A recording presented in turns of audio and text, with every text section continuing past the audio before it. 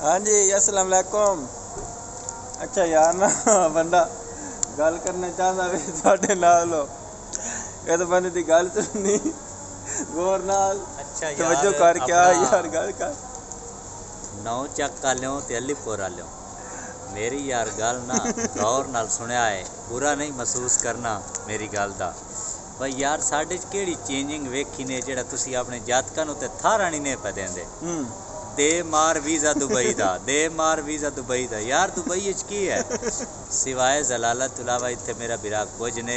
जेड़े तुहाडे रिश्तेदार आ गए उन्हां कोलों दिल दा हाल पुछो ते जेड़े आंदे पैन उन्हां नूं डक्को।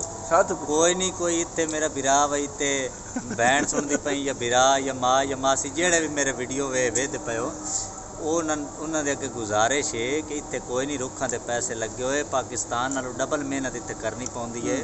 पाकिस्तान जाने वाले बंदे ढेर आउंदे न, उस तो इलावा पाकिस्तान दे विच किसे कोलों मंगिया भी कई शै लभ पैंदी। इत्थे कोई नहीं लभदी कोई शै भी, ना मंगिया ना वेख्या ना। इत्थे नाल वाला बंदा खांदा बैठा होंदा तुहाडे मूँह च बेशक कौली पानी दी भी टी गई है ना तां भी उस तुहाडे भाल नहीं करना। ते मेहरबानी करो, ये ख़ास पैगाम है मेरा पाकिस्तानियों वास्ते, नौ चक ते अलीपुर वाले वास्ते। सलाम अलैकुम। हाँ, ये एहतियात करो हैं।